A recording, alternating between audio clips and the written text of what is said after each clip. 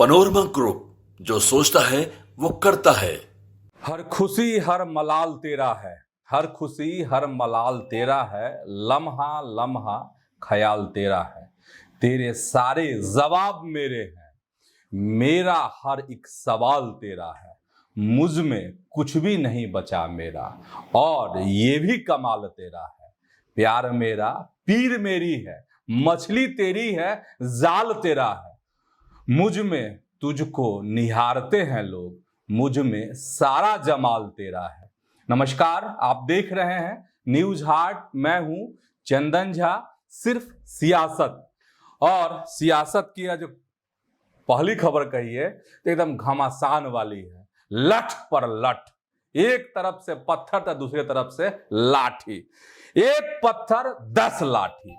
ये खबर है। खबर ये है कि दरभंगा वाली खबर, बवाल जो मचा हुआ है देश और दुनिया में, इसको लेकर कहे कि बयान लगातार आ रहे हैं, सब तरफ से बयान है। एक तरफ से जहां से लग रहा है कि तीर पर तीर चल रहे हैं, मतलब भाजपा की तरफ से तीर पर तीर है, और कांग्रेसी जो हैं वो रक्षात्मक मुद्रा में है। चलिए, बात यहां तक है। और बात यह भी है कि दरभंगा के अतरवेल चौक पर यात्रा पहुंचने वाली थी, जो नहीं वोटर अधिकार यात्रा है, जो राहुल गांधी जिसका नेतृत्व कर रहे हैं, और जिसमें एक दो बार दिख गए हैं तेजस्वी यादव गाड़ी चलाते हुए, जीप चलाते हुए। वही यात्रा। वैसे तेजस्वी यादव कई बार जीप पर भी दिखे हैं, अब ज्यादातर जीप पर दिखते हैं। शुरुआत की बात मैं कह रहा था। चलिए आते हैं कहां, तो दरभंगा। दरभंगा में क्या हुआ था कि उनके स्वागत के लिए, किनके स्वागत के लिए, तो राहुल गांधी, तेजस्वी यादव जो महानायक हैं, जो आने वाले थे, उधर से गुजरने वाले थे, उन लोगों के लिए स्वागत के लिए अलग अलग जगह पे तो ये थी, सभा थी और मंच बनाए गए थे। और उसी मंच से अब उत्साह में कहें, जानबूझकर कहें, अब तो जाने भाई, वो मोहम्मद रिजवी पकड़ा गया है, जीप का चालक है। मंच पे एकदम लगा, पहले तो जयकारा था, तेजस्वी यादव जिंदाबाद, राहुल गांधी जिंदाबाद, और तमाम नेता जो महानायक सब थे उनको लेकर। इसके बाद जो है मोदी आ गए, नरेंद्र मोदी निशाने पे, पीएम मोदी, और दे दी गाली। अब शब्द कह डाले। इसके बाद जो है सियासत गरमाई, वीडियो वायरल होने लगे, एफआईआर दर्ज हो गई। और जो आयोजक थे उस मंच के, जिन्होंने मंच सजाया था, कांग्रेसी थे, मोहम्मद नौशाद नाम उनका, उन्होंने माफी भी मांग ली। लेकिन बात जो है यहां रुकी नहीं। माफी जो है दिल तक छुई नहीं। किनको? तो भाजपाइयों को। और भाजपाई आज जो एकदम ताकत दिखाने लगे, बाहुबली बन गए। निकाले मार्च, दोनों बात कहेंगे। निकाले मार्च कहां से?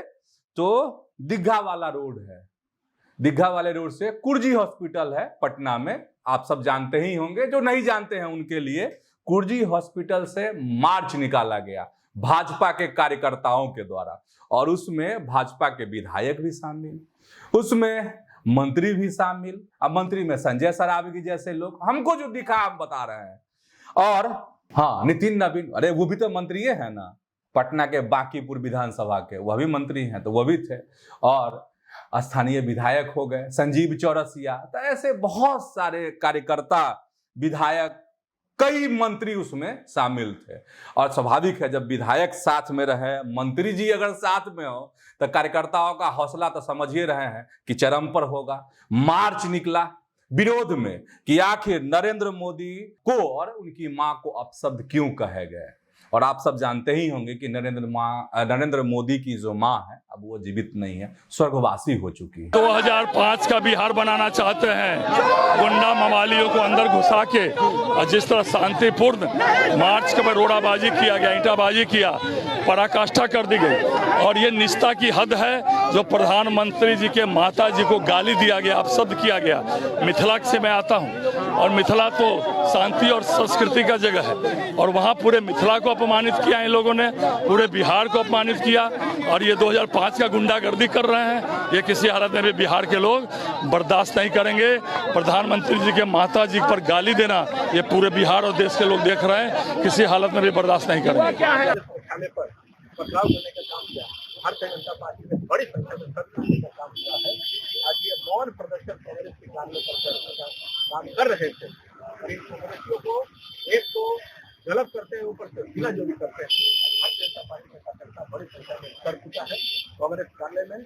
आज इस बात से जो तक है, जो अपमान जो माता जी का माननीय प्रधानमंत्री जी का अभद्र अमर्यादित शब्दों का उपयोग करने का काम किया है इन कांग्रेसियों ने, बिहार की जनता सब देख रही है। चलिए, तो अब काफिला बढ़ा वहां से मार्च का, आया कहां पर, तो मंजिल पर। मंजिल यही थी, कौन, तो सदाकत आश्रम गेट पर आया। आप समझिए, इधर से भी नारेबाजी और उधर कांग्रेस, चूंकि अभी चुनाव का वक्त है, वैसे तो लोग यही कहते हैं, जो हमेशा जाते हैं कांग्रेस के कार्यकर्ता रिपोर्टर यही कहते हैं कि भीड़ रहती है 10-5 आदमी, लेकिन अभी चुनाव का वक्त है तो भीड़ थी। कुछ कार्यकर्ता वहां थे सदाकत आश्रम में, तो इधर से नारेबाजी हुई सड़क पर, तो भाई स्वाभाविक है नारेबाजी होगी तो कौतूहल मन जो है सो ये होता है ना कि देखे भाई कौन नारेबाजी कर रहा है, क्या कर रहा है। तो कांग्रेस के कार्यकर्ता भी पहुंचे अपने गेट तक, जो सदाकत आश्रम का गेट है। इधर से ये कांग्रेस के कार्यकर्ता देखे तो भाजपा के जो कार्यकर्ता थे उनका दिल और मचलने लगा। मार्च तो आगे बढ़ ही रहा था, मार्च खत्म होने वाला था वहीं पर, और दिल जब मचला तो ये आरोप है भाई, हम वहां मौके पर नहीं थे। जो खबर पढ़े हैं, जो सुने हैं और जो जानकारी मिली है, विधायकों से भी बात हुई है मेरी, उसके हिसाब से आपको बता रहे हैं। क्या हुई कि लाठी और डंडा पत्थर चलने लगे। तो बात वहां पर यह हुई कि आरोप है कांग्रेस के कार्यकर्ताओं का, कांग्रेस के नेताओं का, कि सदाकत आश्रम के गेट पर जो है लात से पैर से बीजेपी के जो कार्यकर्ता थे वह दे दनादन देने लगे। यह बर्दाश्त नहीं हुआ। अब भाजपा के कार्यकर्ता और नेता कह रहे हैं कि नहीं, हम लोग तो कुछ नहीं, और कुछ हम लोग का कार्यक्रम था, हम लोग विरोध जता रहे थे। कुर्जी हॉस्पिटल से हमारा मार्च निकला और सदाकत आश्रम के पास हमको विरोध जताना था, विरोध जताकर हमको खत्म करना था, सारे कार्यकर्ता अपने घर लौट जाते। लेकिन जैसे ही मार्च वहां पर पहुंचा, वैसे ही कांग्रेस के कार्यकर्ताओं ने पत्थरबाजी कर दी, और पत्थरबाजी जब हुई तो कार्यकर्ता को चोट लग गई। अब चोट लगी कि और दिमाग गर्म, किनका, तो और कार्यकर्ता, भाई साथी को चोट अगर लग जाएगी तो कैसे बर्दाश्त कीजिएगा। तो वही बर्दाश्त नहीं हुआ, लेकिन बर्दाश्त करना चाहिए था, बर्दाश्त नहीं हुआ। अब बर्दाश्त नहीं हुआ तो अब समझिए कि मार लात गेट खुल गया। अब गेट खुला था, दोनों तरफ से एकदम, उधर से पत्थर, उधर से लाठी, छीनो रे, दो रे, तगड़ा, मतलब क्या कहे। इस तरह की तस्वीर एक पुरानी तस्वीर है, जब जदयू और भाजपा के रास्ते अलग हो गए थे 2013 में। उस समय इसी तरह की तस्वीर जो है पटना में उभरी थी, ठीक इसी तरह की तस्वीर। और अब की बार जो है यह तस्वीर उभरी कहां पर, तो कांग्रेस और भाजपा कार्यकर्ताओं के बीच। जो भी हो, गलत हुआ, अच्छा नहीं हुआ, इसकी निंदा होनी चाहिए।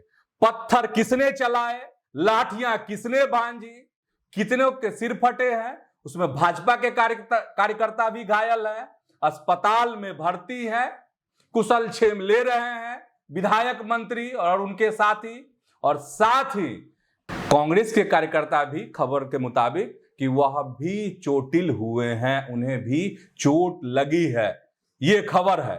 अब देखिए, अब इससे आगे चलते हैं। ये तो माजरा हुआ कि आखिर हुआ क्या, कैसे हुआ, तो ये बता रहे थे आपको।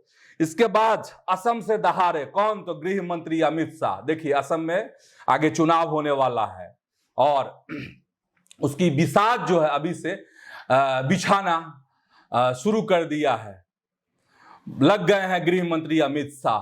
तो उसी सिलसिले में वहां थे और वहां से उन्होंने दहाड़ा और राहुल गांधी को निशाने पर लिया। और अमित शाह ने कहा कि राहुल और तेजस्वी की जो यात्रा है वह है बिहार में घुसपैठिए बचाओ यात्रा। साथ ही अमित शाह ने कहा कि अगर आप में थोड़ी सी भी शर्म बची हो, किसको, तो राहुल गांधी को कहा अमित शाह ने, अगर शर्म बच गई है अगर आप में, तो आप पीएम मोदी और उनकी मां, स्वर्गीय जो मां है जो अब इस धरती पर नहीं है, जीवित नहीं है, उनसे माफी मांगिए। ये कहा है अमित शाह ने। बहुत सारी बातें कही हैं, खबर बहुत ज्यादा है इसीलिए संक्षेप में बता रहे हैं। तो ये अमित शाह ने कही है। इधर जैसे ही ये सब जानकारी हुई मुख्यमंत्री नीतीश कुमार को, वह भी नाराज हो गए। उन्होंने पोस्ट किया, सोशल मीडिया पोस्ट, और कड़ी निंदा की है, कड़ी आलोचना की है कि इस तरह के शब्दों का, इस तरह का इस्तेमाल नहीं होना चाहिए। उन्होंने कांग्रेस की आलोचना की है, नीतीश कुमार ने, मुख्यमंत्री ने, सीएम ने। ये हो गया। अब जब नीतीश कुमार की बात समझ गए, अमित शाह की बात आप समझ गए, तब जरा राहुल गांधी की भी बात समझ लीजिए।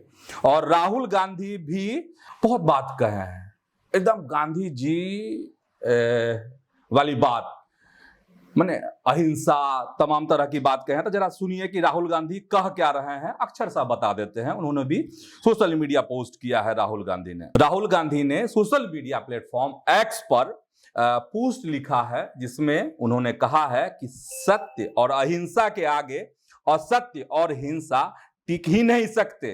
मारो और तोड़ो, जितना मारना तोड़ना है, हम सत्य और संविधान की रक्षा करते रहेंगे, सत्यमेव जयते। ये राहुल गांधी की बात है। लेकिन बात इससे और आगे है। कौन? इधर मुख्यमंत्री नीतीश कुमार निंदा कर रहे हैं, आलोचना कर रहे हैं। लेकिन उनके एक मंत्री हैं, अशोक चौधरी, बड़े मंत्री हैं भाई, कद्दावर मंत्री हैं, खौफ खाते हैं लोग उनसे, अशोक चौधरी से।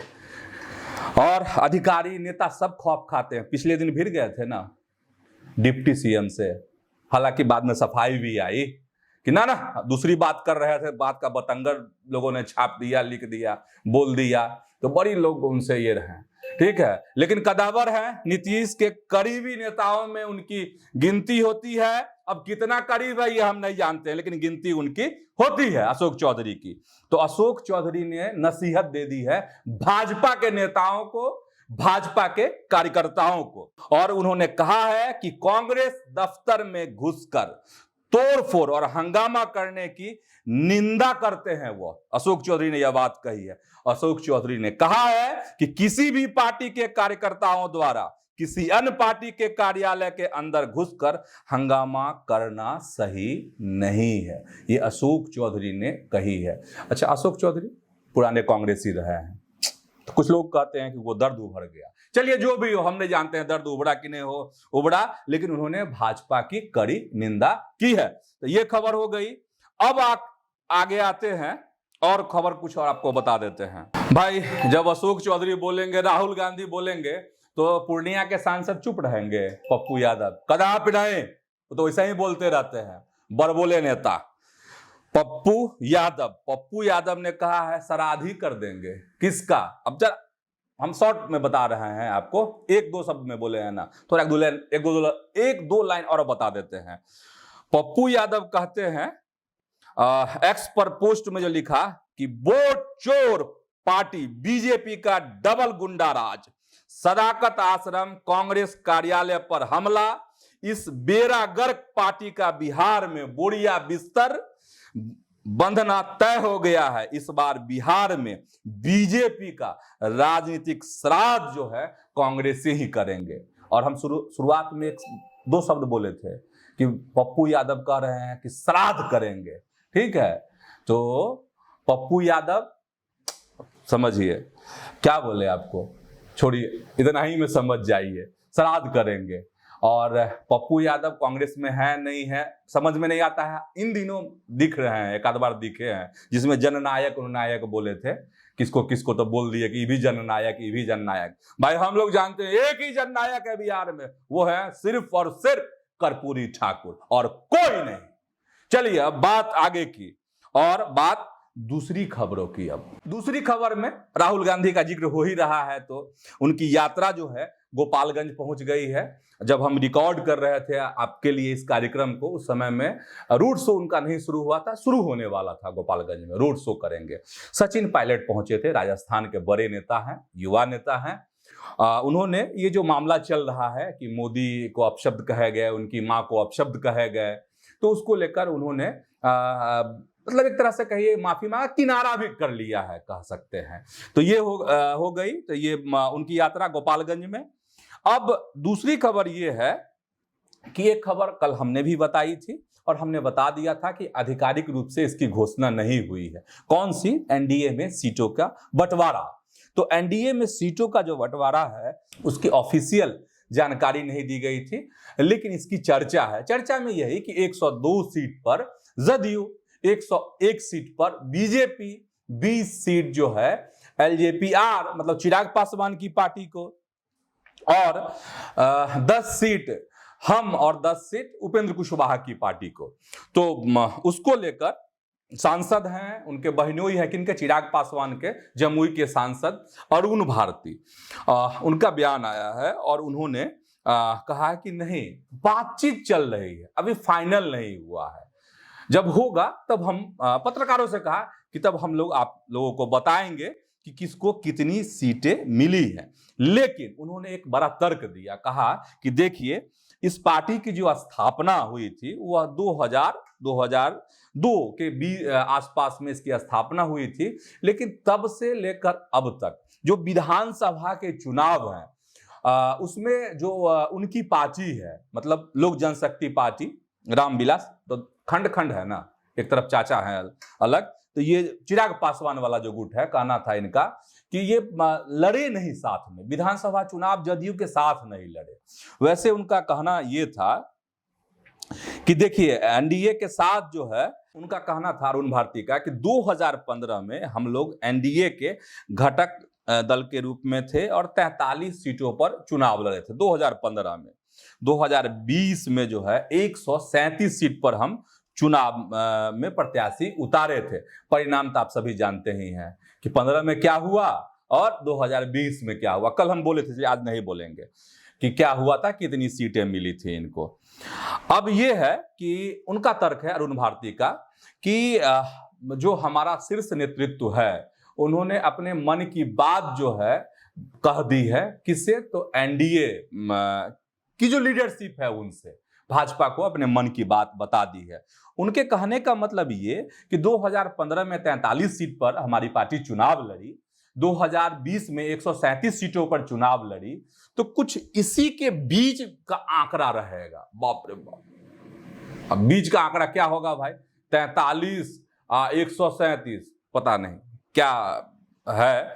अरुण भारती क्या कहना चाह रहे थे, क्या बताना चाह रहे थे, इतना बड़ा आंकड़ा तो दिख नहीं रहा है। खैर ठीक है, उनको उम्मीद है मिल जाए तो अच्छी बात है।